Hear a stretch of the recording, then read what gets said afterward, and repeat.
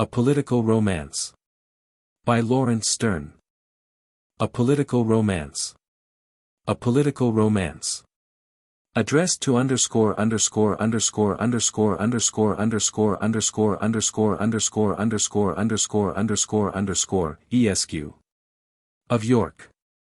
To which is subjoined a key. Ridiculum acri fortius et melius magnas plurunc sicat res. York, printed in the year MDCCLAX. Price 1 shilling. A Political Romance, etc. Sir. In my last, for want of something better to write about, I told you what a world of fending and proving we have had of late, in this little village of ours, about an old cast pair of black plush breeches, which John, our parish clerk, about 10 years ago, it seems, had made a promise of to one Trim, who is our sexton and dog whipper. To this you write me word, that you have had more than either one or two occasions to know a good deal of the shifty behavior of this said Master Trim, and that you are astonished, nor can you for your soul conceive, how so worthless a fellow, and so worthless a thing into the bargain, could become the occasion of such a racket as I have represented. Now, though you do not say expressly, you could wish to hear any more about it, yet I see plain enough that I have raised your curiosity. And therefore, from the same motive, that I slightly mentioned it at all in my last letter, I will, in this, give you a full and very circumstantial account of the whole affair.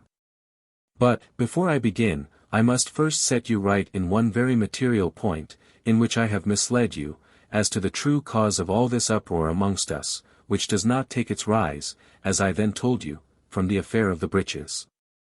But, on the contrary, the whole affair of the breeches has taken its rise from it, to understand which, you must know, that the first beginning of the squabble was not between John the parish clerk and Trim the sexton, but betwixt the parson of the parish and the said Master Trim, about an old watch coat, which had many years hung up in the church, which Trim had set his heart upon. And nothing would serve Trim but he must take it home, in order to have it converted into a warm under petticoat for his wife, and a jerkin for himself, against winter. Which, in a plaintive tone, he most humbly begged his reverence would consent to. I need not tell you, sir, who have so often felt it, that a principle of strong compassion transports a generous mind sometimes beyond what is strictly right. The parson was within an ace of being an honorable example of this very crime. For no sooner did the distinct words, petticoat, poor wife, warm, winter strike upon his ear, but his heart warmed, and, before Trim had well got to the end of his petition, being a gentleman of a frank and open temper, he told him he was welcome to it, with all his heart and soul. But, Trim, says he, as you see I am but just got down to my living, and am an utter stranger to all parish matters, know nothing about this old watch coat you beg of me, having never seen it in my life, and therefore cannot be a judge whether 'tis fit for such a purpose. Or, if it is, in truth, know not whether 'tis mine to bestow upon you or not. You must have a week or 10 days patience, till I can make some inquiries about it. And, if I find it is in my power, I tell you again, man, your wife is heartily welcome to an under petticoat out of it, and you to a jerkin, was the thing as good again as you represent it. It is necessary to inform you, sir, in this place, that the parson was earnestly bent to serve Trim in this affair, not only from the motive of generality, which I have justly ascribed to him, but likewise from another motive. And that was by way of making some sort of recompense for a multitude of small services which Trim had occasionally done, and indeed was continually doing, as he was much about the house, when his own man was out of the way. For all these reasons together, I say, the parson of the parish intended to serve Trim in this matter to the utmost of his power. All that was wanting was previously to inquire, if any one had a claim to it, or whether, as it had, time immemorial, hung up in the church, the taking it down might not raise a clamor in the parish. These inquiries were the very thing that Trim dreaded in his heart. He knew very well that if the parson should but say one word to the church wardens about it, there would be an end of the whole affair.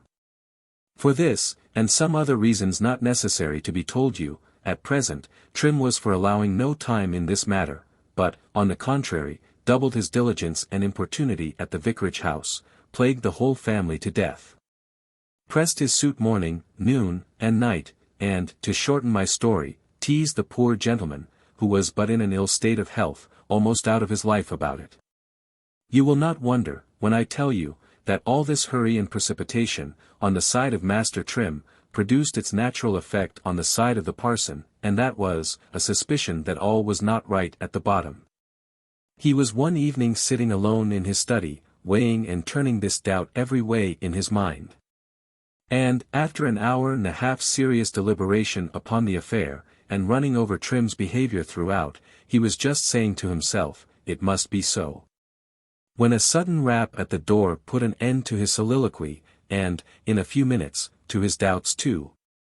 For a laborer in the town, who deemed himself past his 52nd year, had been returned by the constable in the militia list, and he had come, with a groat in his hand, to search the parish register for his age. The parson bid the poor fellow put the groat into his pocket, and go into the kitchen, then shutting the study door, and taking down the parish register, who knows, says he, but I may find something here about this selfsame watch coat. He had scarce unclasped the book, in saying this, when he popped upon the very thing he wanted, fairly wrote on the first page, pasted to the inside of one of the covers, whereon was a memorandum about the very thing in question. In these express words. Memorandum. The great watch coat was purchased and given above 200 years ago, by the lord of the manor, to this parish church, to the sole use and behoof of the poor sextons thereof, and their successors, for ever. To be worn by them respectively in wintry cold nights, in ringing complines, passing bells, and which the said lord of the manor had done, in piety, to keep the poor wretches warm, and for the good of his own soul, for which they were directed to pray, and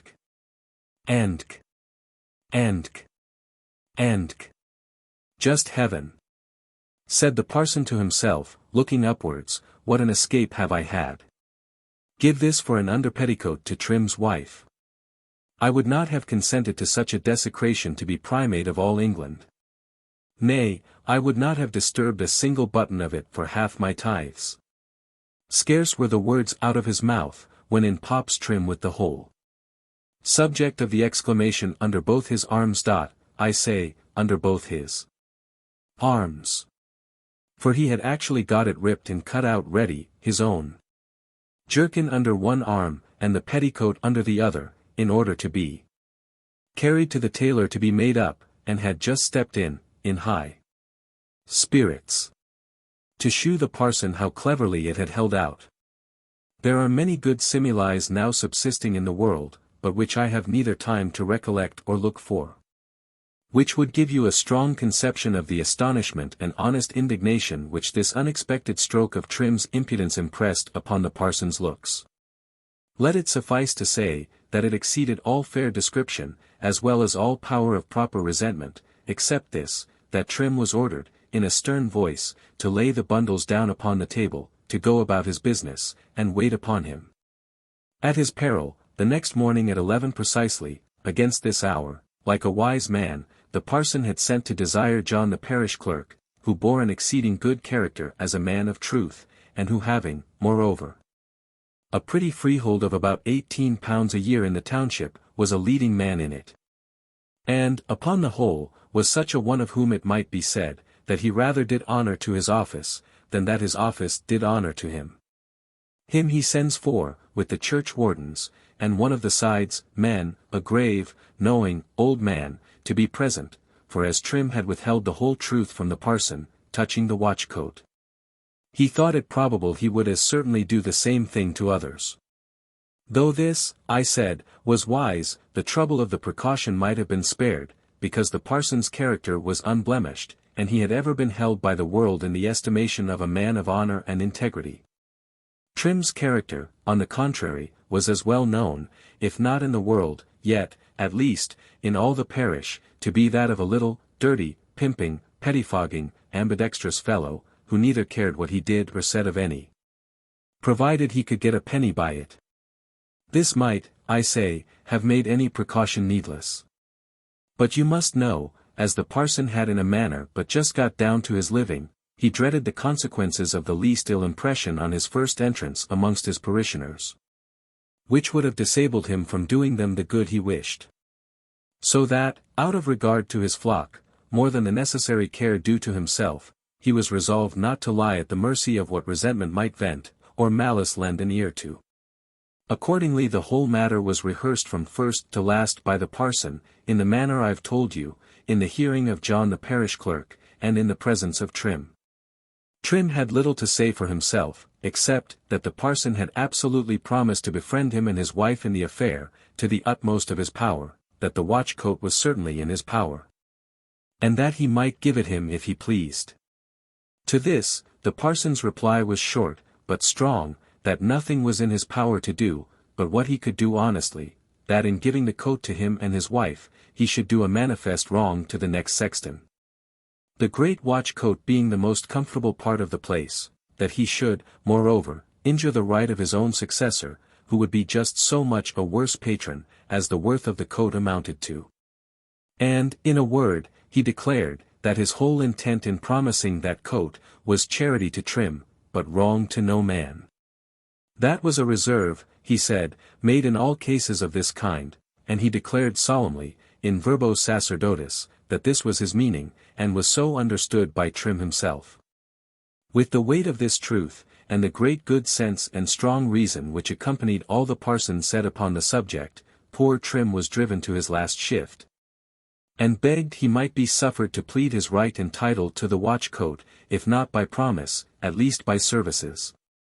It was well known how much he was entitled to it upon these scores, that he had blacked the parson's shoes without count, and greased his boots above 50 times, that he had run for eggs into the town upon all occasions, whetted the knives at all hours, catched his horse and rubbed him down, that for his wife she had been ready upon all occasions to char for them. And neither he nor she, to the best of his remembrance, ever took a farthing, or any thing beyond a mug of ale. To this account of his services he begged leave to add those of his wishes, which, he said, had been equally great. He affirmed, and was ready, he said, to make it appear, by numbers of witnesses, he had drank his reverence's health 1,000 times. By the by, he did not add out of the parson's own ale that he not only drank his health, but wished it, and never came to the house, but asked his man kindly how he did. That in particular, about half a year ago, when his reverence cut his finger in paring an apple, he went half a mile to ask a cunning woman, what was good to stanch blood, and actually returned with a cobweb in his breeches pocket. Nay, says Trim, it was not a fortnight ago, when your reverence took that violent purge, that I went to the far end of the whole town to borrow you a close stool, and came back, as my neighbors, who flouted me, will all bear witness, with the pan upon my head, and never thought it too much. Trim concluded his pathetic remonstrance with saying, he hoped his reverence's heart would not suffer him to requite so many faithful services by so unkind a return, that if it was so, as he was the first, so he hoped he should be the last example of a man of his condition so treated. This plan of Trim's defense, which Trim had put himself upon, could admit of no other reply but a general smile. Upon the whole, let me inform you, that all that could be said, pro and con, on both sides, being fairly heard, it was plain, that Trim, in every part of this affair, had behaved very ill. And one thing, which was never expected to be known of him, happening in the course of this debate to come out against him. Namely, that he had gone and told the parson, before he had ever set foot in his parish, that John his parish clerk, his church wardens, and some of the heads of the parish, were a parcel of scoundrels. Upon the upshot, Trim was kicked out of doors, and told, at his peril, never to come there again. At first Trim huffed and bounced most terribly, swore he would get a warrant. Then nothing would serve him but he would call a by-law, and tell the whole parish how the parson had misused him. But cooling of that, as fearing the parson might possibly bind him over to his good behavior, and, for aught he knew, might send him to the house of correction, he let the parson alone. And, to revenge himself, falls foul upon his clerk, who had no more to do in the quarrel than you or I. Rips up the promise of the old cast pair of black plush breeches, and raises an uproar in the town about it, notwithstanding it had slept 10 years. But all this, you must know, is looked upon in no other light, but as an artful stroke of generalship in Trim, to raise a dust, and cover himself under the disgraceful chastisement he has undergone.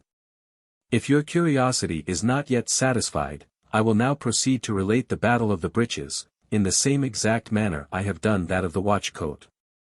Be it known then, that, about 10 years ago, when John was appointed parish clerk of this church, this said Master Trim took no small pains to get into John's good graces in order, as it afterwards appeared, to coax a promise out of him of a pair of breeches, which John had then by him, of black plush, not much the worse for wearing.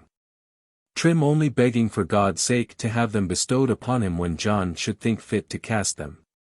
Trim was one of those kind of men who loved a bit of finery in his heart, and would rather have a tattered rag of a better body's, than the best plain whole thing his wife could spin him. John, who was naturally unsuspicious, made no more difficulty of promising the breeches, than the parson had done in promising the great coat. And, indeed, with something less reserve, because the breeches were John's own, and he could give them, without wrong, to whom he thought fit. It happened, I was going to say unluckily, but, I should rather say, most luckily, for Trim, for he was the only gainer by it, that a quarrel, about some 6 or 8 weeks after this, broke out between the late parson of the parish and John the clerk.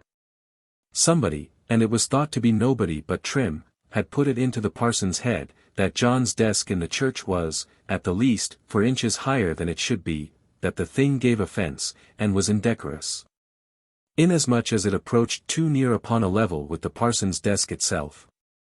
This hardship the parson complained of loudly, and told John one day after prayers, he could bear it no longer, and would have it altered and brought down as it should be. John made no other reply, but, that the desk was not of his raising, that 'twas not 1 hair breadth higher than he found it, and that as he found it, so would he leave it. In short, he would neither make an encroachment, nor would he suffer one. The late parson might have his virtues, but the leading part of his character was not humility, so that John's stiffness in this point was not likely to reconcile matters. This was Trim's harvest. After a friendly hint to John to stand his ground, away hies Trim to make his market at the vicarage. What passed there, I will not say, intending not to be uncharitable. So shall content myself with only guessing at it, from the sudden change that appeared in Trim's dress for the better.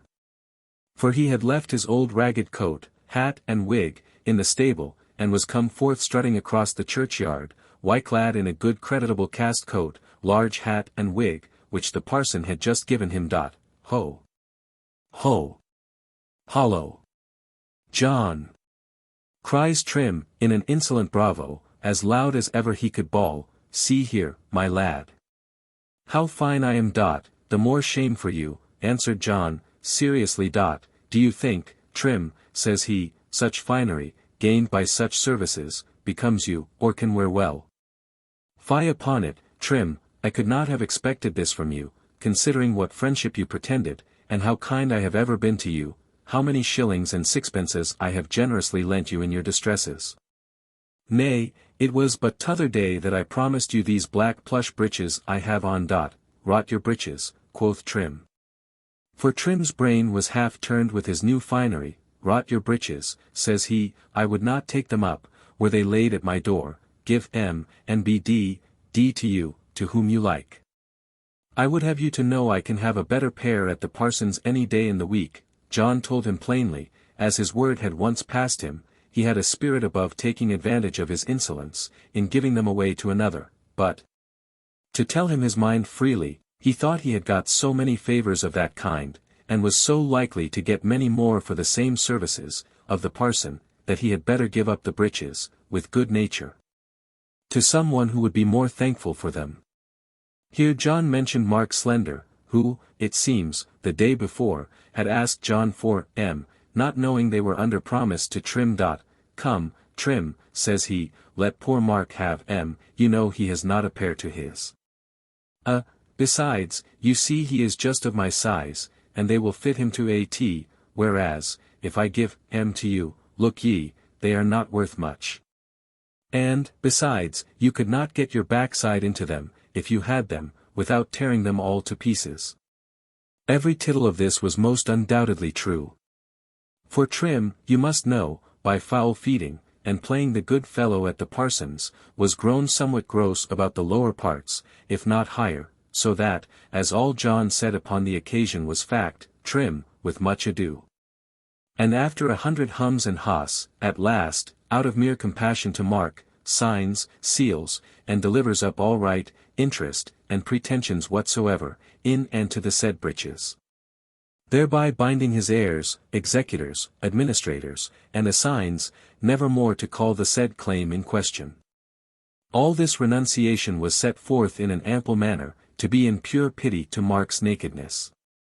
But the secret was, Trim had an eye to, and firmly expected in his own mind, the great green pulpit cloth and old velvet cushion, which were that very year to be taken down.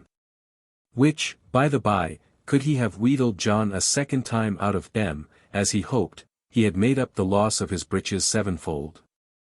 Now, you must know, this pulpit cloth and cushion were not in John's gift, but in the churchwarden's, and however, as I said above, that John was a leading man in the parish, Trim knew he could help him to them if he would, but John had got a surfeit of him, so, when the pulpit cloth, and were taken down, they were immediately given, John having a great say in it, to William Doe, who understood very well what use to make of them.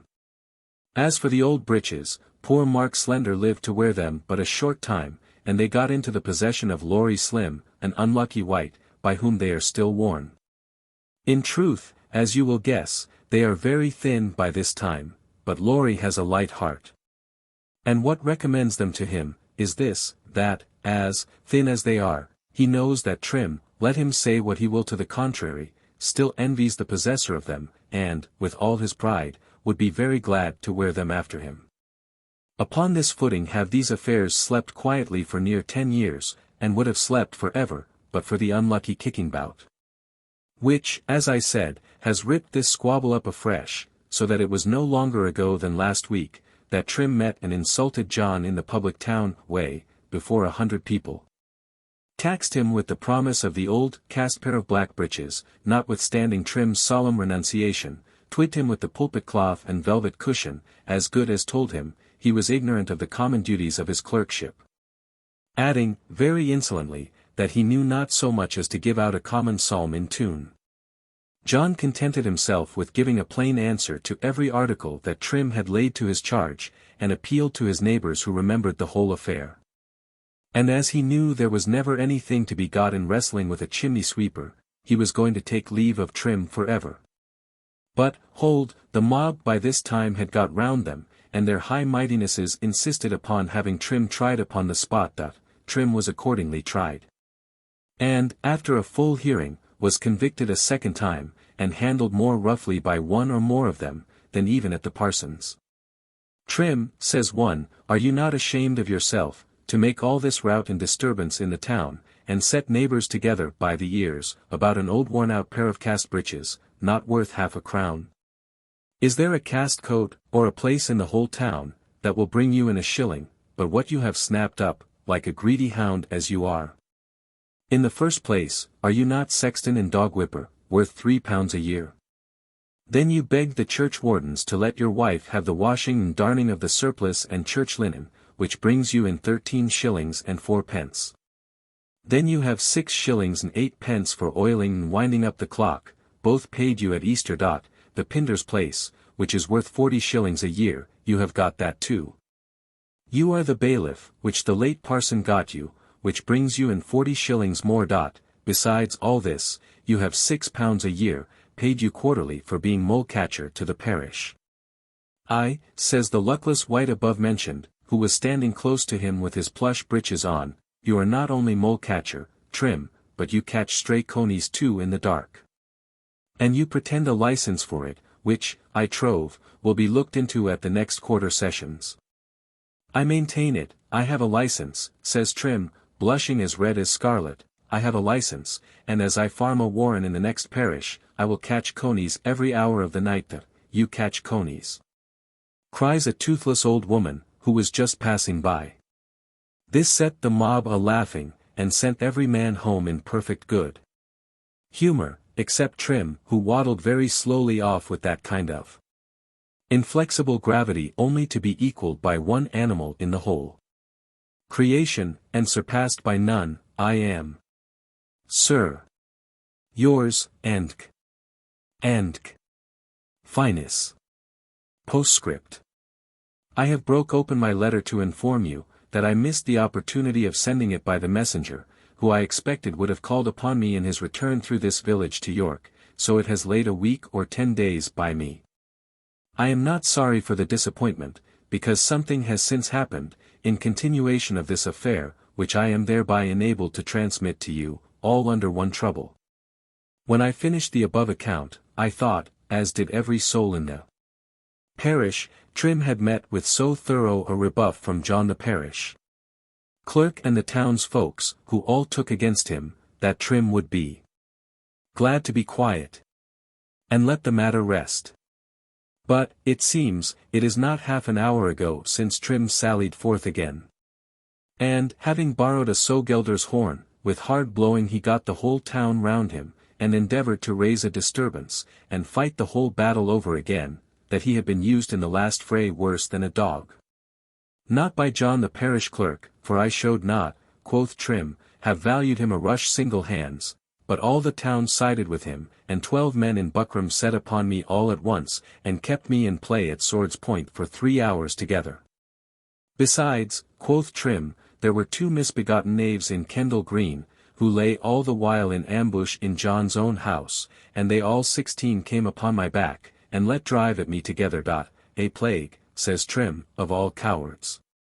Trim repeated this story above a dozen times, which made some of the neighbours pity him, thinking the poor fellow crack-brained, and that he actually believed what he said. After this Trim dropped the affair of the breeches, and begun a fresh dispute about the reading desk, which I told you had occasioned some small dispute between the late parson and John, some years ago. This reading desk, as you will observe, was but an episode wove into the main story by the by, for the main affair was the battle of the breeches and great watchcoat. However, Trim being at last driven out of these 2 citadels, he has seized hold, in his retreat, of this reading desk, with a view, as it seems, to take shelter behind it. I cannot say but the man has fought it out obstinately enough. And, had his cause been good, I should have really pitied him. For when he was driven out of the great watchcoat, you see, he did not run away, no, he retreated behind the breeches. And, when he could make nothing of it behind the breeches, he got behind the reading desk. To what other hold Trim will next retreat, the politicians of this village are not agreed. Some think his next move will be towards the rear of the parson's boot. But, as it is thought he cannot make a long stand there, others are of opinion, that Trim will once more in his life get hold of the parson's horse, and charge upon him, or perhaps behind him. But as the horse is not easy to be caught, the more general opinion is, that, when he is driven out of the reading desk, he will make his last retreat in such a manner as, if possible, to gain the close stool, and defend himself behind it to the very last drop. If Trim should make this movement, by my advice he should be left besides his citadel, in full possession of the field of battle. Where, 'tis certain, he will keep every body a league off, and may pop by himself till he is weary. Besides, as Trim seems bent upon purging himself, and may have abundance of foul humours to work off, I think he cannot be better placed. But this is all matter of speculation. Let me carry you back to matter of fact, and tell you what kind of a stand Trim has actually made behind the said desk. Neighbours and townsmen all, I will be sworn before my Lord Mayor, that John and his 19 men in buckram, have abused me worse than a dog. For they told you that I played fast and go loose with the late parson and him, in that old dispute of theirs about the reading desk, and that I made matters worse between them, and not better. Of this charge, Trim declared he was as innocent as the child that was unborn, that he would be book-sworn he had no hand in it. He produced a strong witness. And, moreover, insinuated, that John himself, instead of being angry for what he had done in it, had actually thanked him.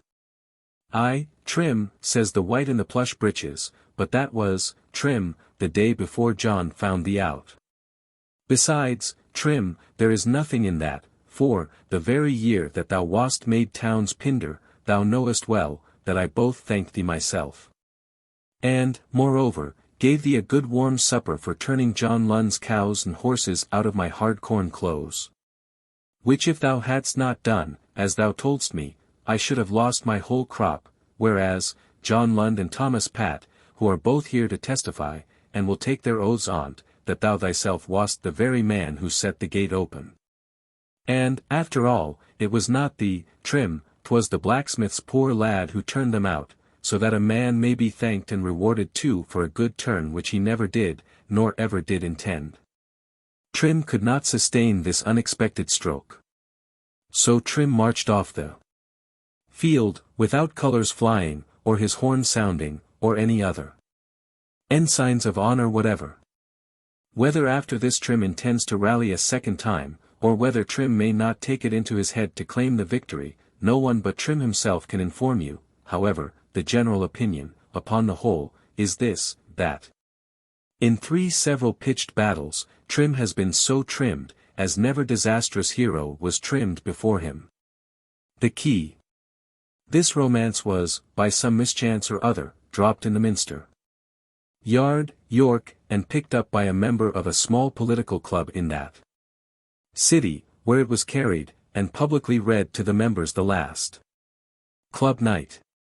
It was instantly agreed to, by a great majority, that it was a political romance, but concerning what state or potentate, could not so easily be settled amongst them. The president of the night, who is thought to be as clear and quick-lighted as any one of the whole club in things of this nature, discovered plainly, that the disturbances therein set forth related to those on the continent, that Trim could be nobody but the King of France. By whole shifting and intriguing behavior, all Europe was set together by the ears, that Trim's wife was certainly the Empress, who are as kind together, says he, as any man and wife can be for their lives. The more shame for says an alderman, low to himself. Agreeable to this key, continues the president, the parson, who I think is a most excellent character, is his most excellent Majesty King George. John, the parish clerk, is the King of Prussia, who, by the manner of his first entering Saxony, shewed the world most evidently, that he did know how to lead out the psalm, and in tune and time too, notwithstanding Trim's vile insult upon him in that particular. But who do you think, says a surgeon and man-midwife, who sat next him, whose coat-button the president, in the earnestness of this explanation, had got fast hold of, and had thereby partly drawn him over to his opinion, who do you think, Mr. President, says he, are meant by the church wardens, sidesmen, Mark Slender, Laurie Slim, and who do I think?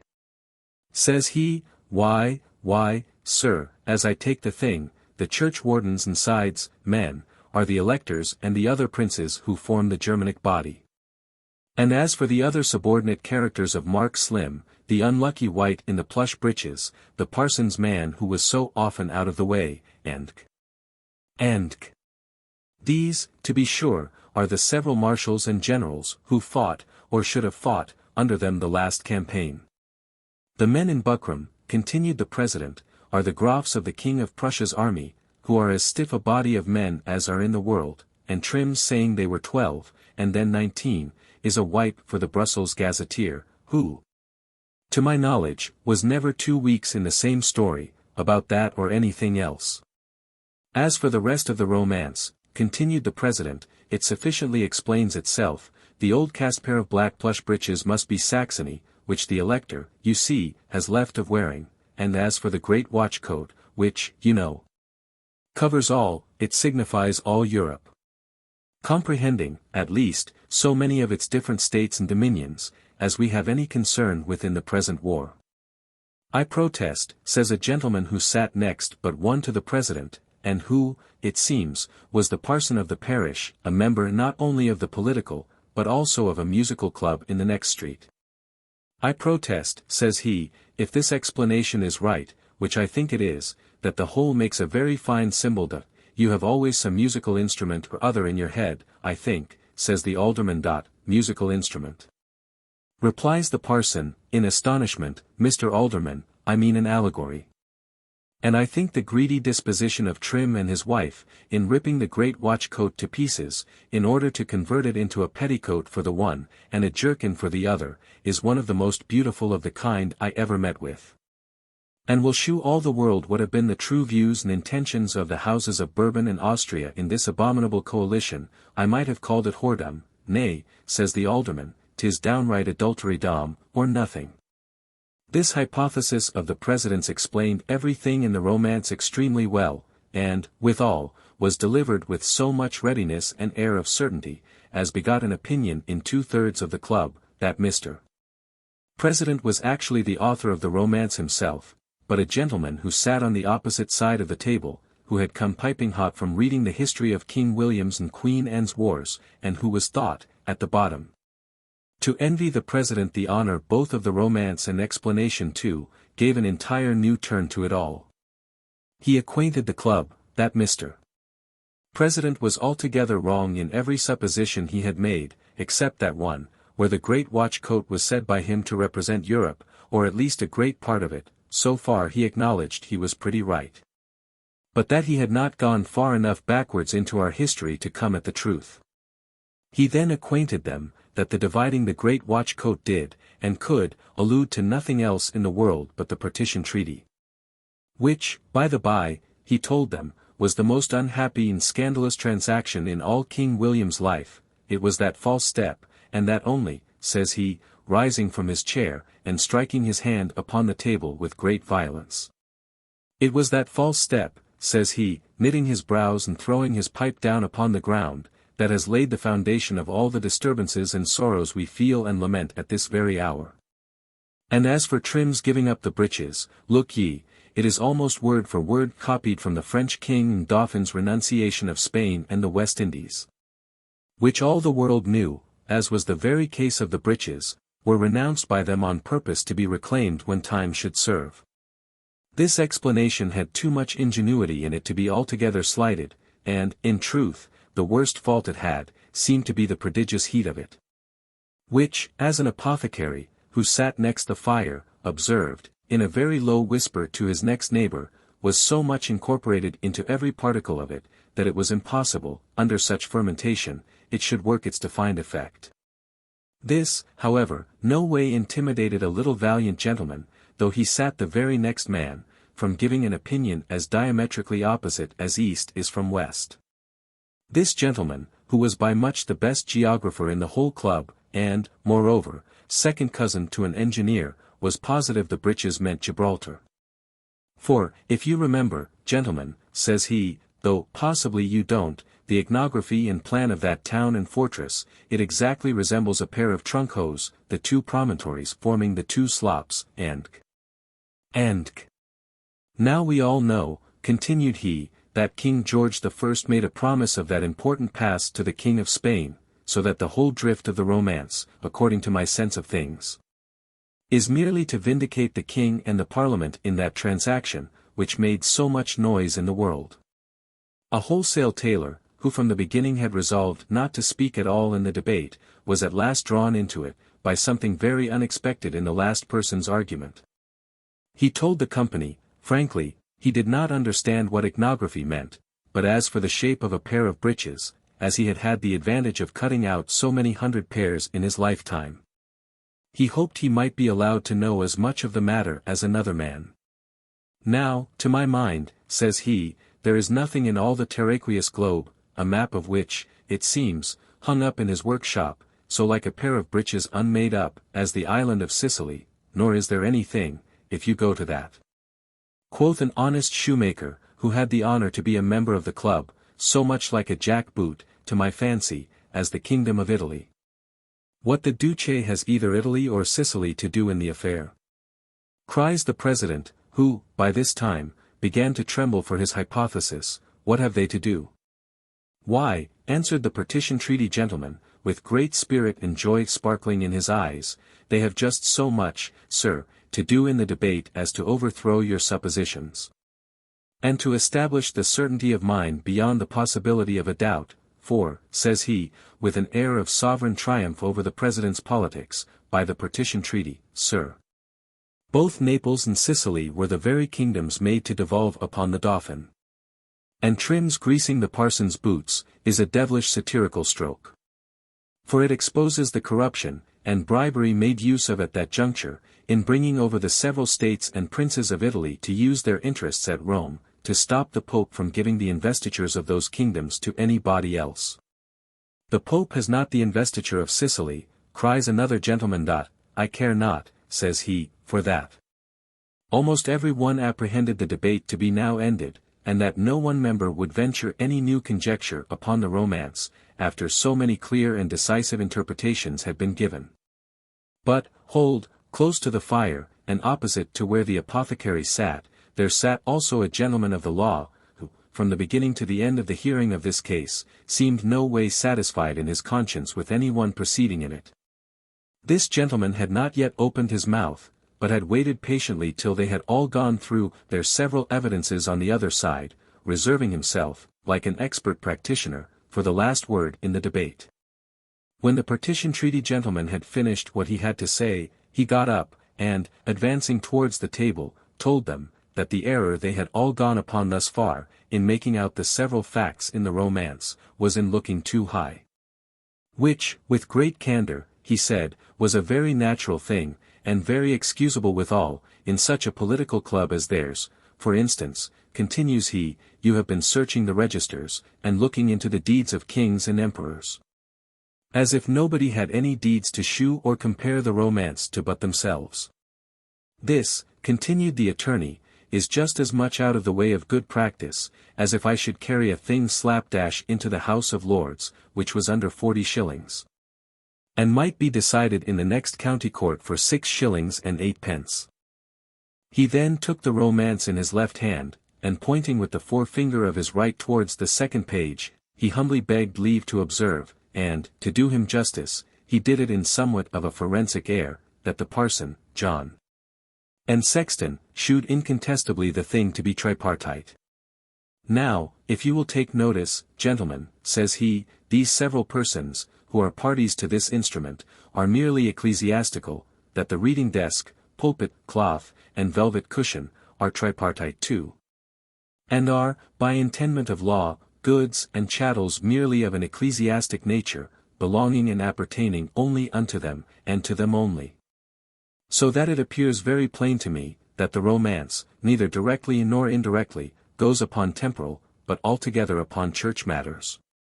And do not you think, says he, softening his voice a little, and addressing himself to the parson with a forced smile, do not you think, doctor, says he, that the dispute in the romance, between the parson of the parish and John, about the height of John's desk, is a very fine panegyric upon the humility of churchmen? I think, says the parson, it is much of the same fineness with that which your profession is complimented with, in the pimping, dirty, pettifogging character of Trim, which, in my opinion, sir, is just such another panegyric upon the honestly of attorneys. Nothing whets the spirits like an insult, therefore the parson went on with a visible superiority and an uncommon acuteness. As you are so happy, sir, continues he, in making applications, pray turn over a page or two to the black law letters in the romance. What do you think of them, sir? Nay, pray read the grant of the great watch coat and Trim's renunciation of the breeches. Why, there is downright lease and release for you, 'tis the very thing, man. Only with this small difference, and in which consists the whole strength of the panegyric, that the author of the romance has conveyed and reconveyed, in about 10 lines, what you, with the glorious prolixity of the law, could not have crowded into as many skins of parchment. The apothecary, who had paid the attorney, the same afternoon, a demand of £3 6 shillings and 8 pence, for much such another job, was so highly tickled with the parson's repartee in that particular point, that he rubbed his hands together most fervently, and laughed most triumphantly thereupon. This could not escape the attorney's notice, any more than the cause of it did escape his penetration. I think, sir, says he, dropping his voice a third, you might well have spared this immoderate mirth, since you and your profession have the least reason to triumph here of any of us.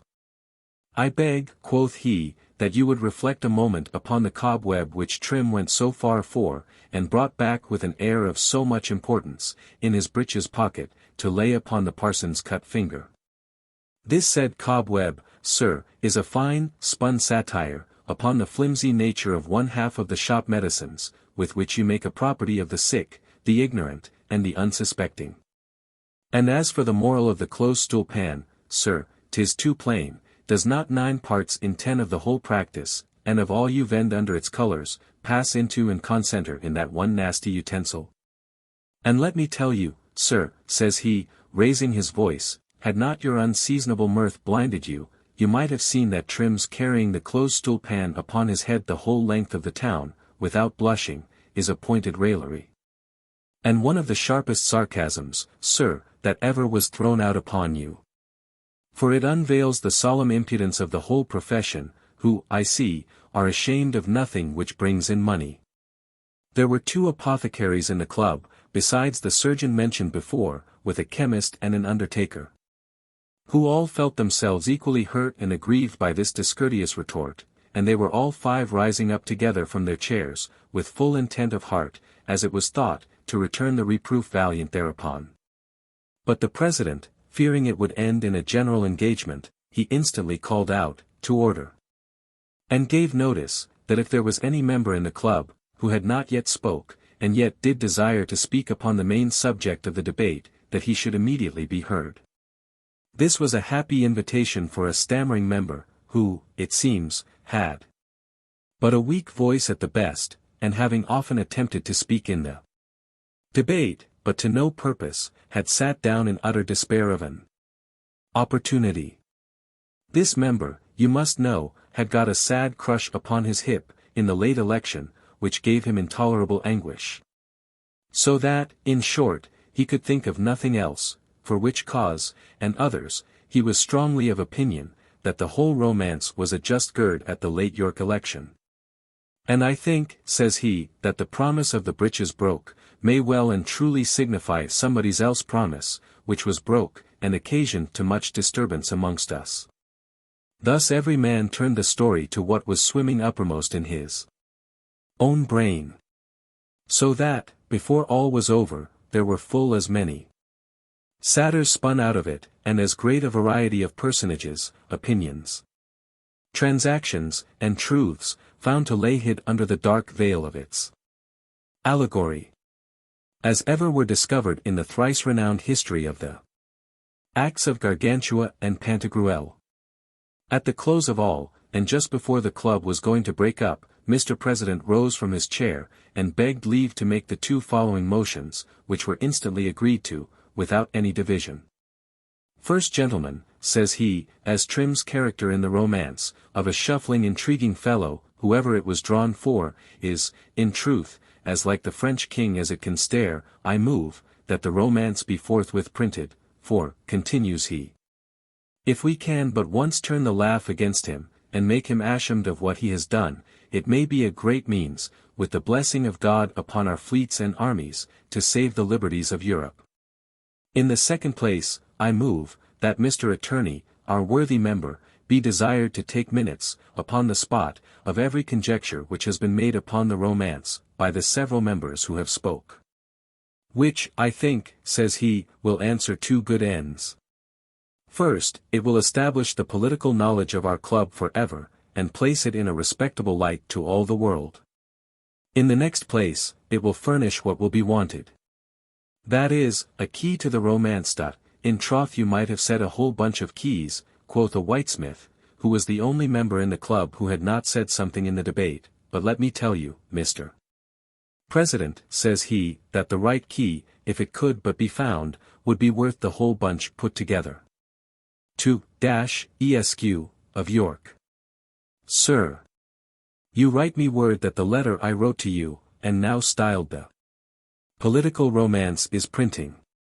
And that, as it was dropped by carelessness, to make some amends, you will overlook the printing of it yourself, and take care to see that it comes right into the world. I was just going to return you thanks, and to beg, withal, you would take care that the child be not laid at my door. But having, this moment, perused the reply to the Dean of York's answer, it has made me alter my mind in that respect. So that, instead of making you the request I intended, I do here desire that the child be filiated upon me, Laurence Sterne, Prebendary of York, and And I do, accordingly, own it for my own true and lawful offspring. My reason for this is plain. For as, you see, the writer of that reply, has taken upon him to invade this incontested right of another man's in a thing of this kind, it is high time for every man to look to his own, since, upon the same grounds, and with half the degree of anger, that he affirms the production of that very reverend gentleman's, to be the child of many fathers, some one in his spite, for I am not without my friends of that stamp, may run headlong into the other extreme, and swear, that mine had no father at all, and therefore, to make use of Beza's plea in the rehearsal, for Prince Prettyman. I merely do it, as he says, for fear it should be said to be nobody's child at all.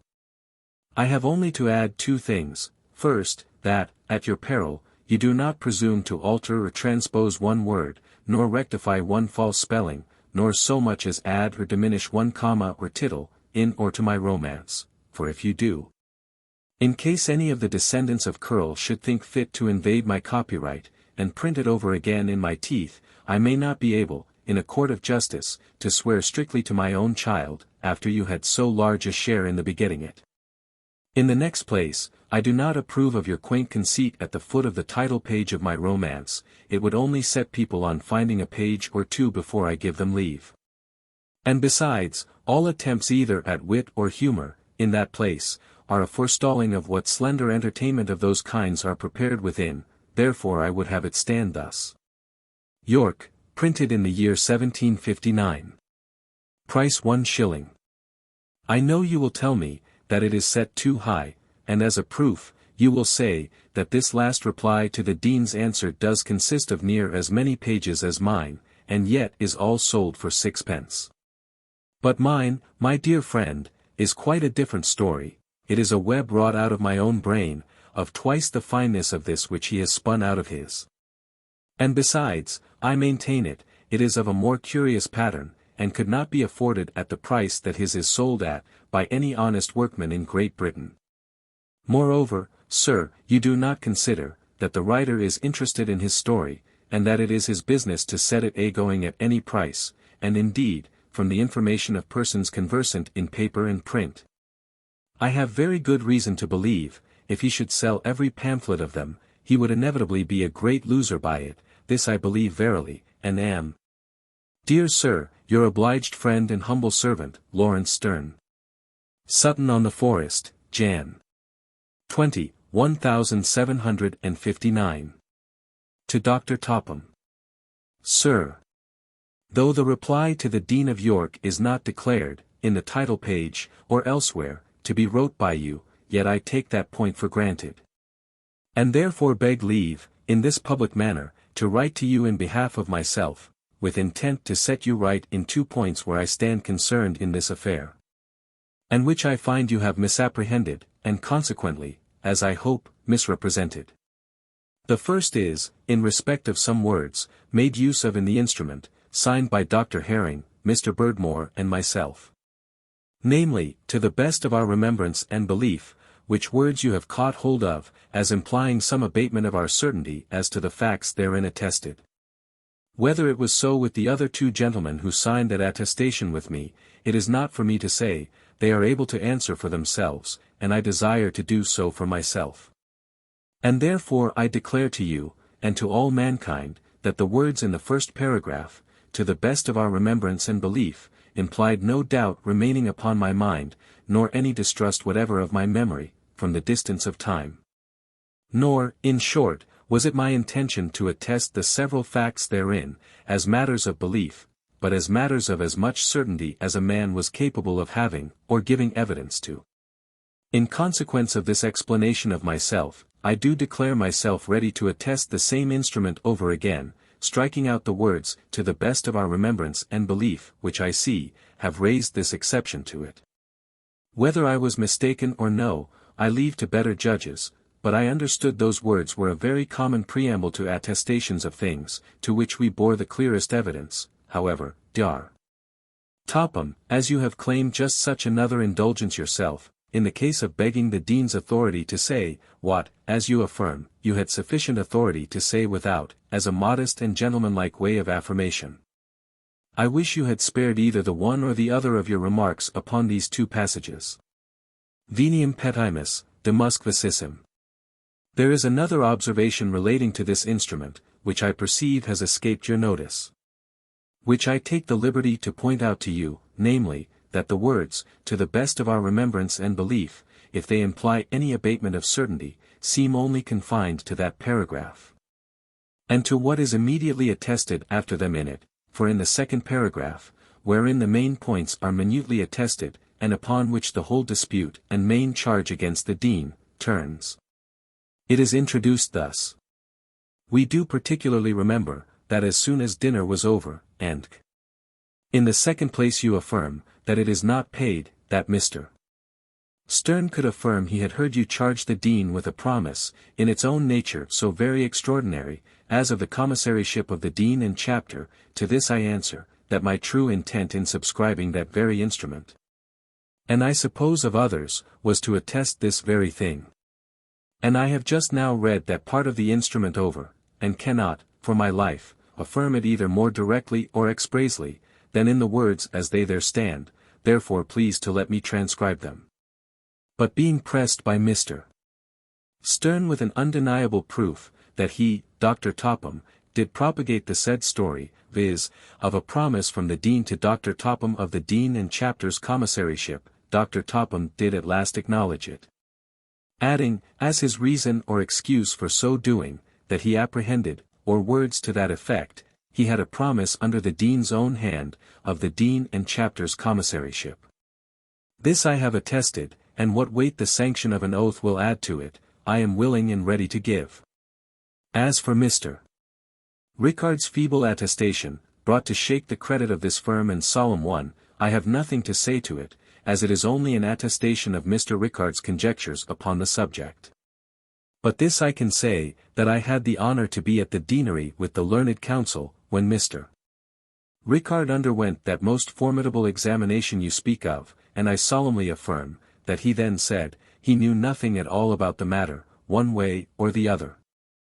And the reasons he gave for his utter ignorance, were, first, that he was then so full of concern, at the difference which arose between two gentlemen, both his friends, that he did not attend to the subject matter of it. And of which he declared again he knew nothing at all. And secondly, if he had understood it then, the distance would have put it out of his head by this time. He has since scoured his memory, I ween. For now he says, that he apprehended the dispute regarded something in the dean's gift, as he could not naturally suppose, and 'tis certain, at the deanery, he had naturally no suppositions in his head about this affair. So that I with this may not prove one of the afterthoughts you speak of, and not so much a natural as an artificial supposition of my good friends. As for the formidable inquiry you represent him as undergoing, let me entreat you to give me credit in what I say upon it, namely, that it was as much the reverse to every idea that ever was couched under that word, as words can represent it to you. As for the learned counsel and myself, who were in the room all the time, I do not remember that we, either of us, spoke 10 words. The dean was the only one that asked Mr. Ricard what he remembered about the affair of the sessions dinner, which he did in the most gentlemanlike and candid manner, and with an air of as much calmness and seeming indifference, as if he had been questioning him about the news in the last Brussels Gazette. What Mr. Ricard saw to terrify him so sadly, I cannot apprehend, unless the dean's Gothic bookcase, which I own has an odd appearance to a stranger. So that if he came terrified in his mind there, and with a resolution not to plead, he might naturally suppose it to be a great engine brought there on purpose to exercise the peine forte et dure upon him. But to be serious, if Mr.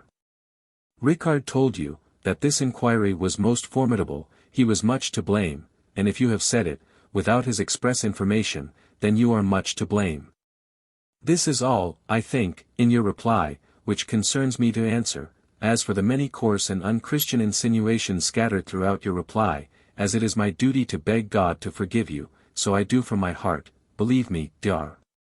Topham, they hurt yourself more than the person they are aimed at, and when the first transport of rage is a little over, they will grieve you more too. Prima est haec ultio. But these I hold to be no answerable part of a controversy. And for the little that remains unanswered in yours, I believe I could, in another half hour, set it right in the eyes of the world, but this is not my business. And as it is thought worth the while, which I hope it never will, I know no one more able to do it than the very reverend and worthy gentleman whom you have so unhandsomely insulted upon that score. As for the supposed compilers, whom you have been so wrath and so unmerciful against, I'll be answerable for it, as they are creatures of your own fancy, they will bear you no malice. However, I think the more positively any charge is made, let it be against whom it will, the better it should be supported. And therefore I should be sorry, for your own honor, if you have not some better grounds for all you have thrown out about them, than the mere heat of your imagination or anger. To tell you truly, your suppositions on this head oft put me in mind of Trim's 12 men in Buckram, which his disordered fancy represented as laying in ambush in John the clerk's house, and letting drive at him all together. I am, Sir, your most obedient and most humble servant, Laurence Sterne. Sutton-on-the-Forest, January 20th, 1759.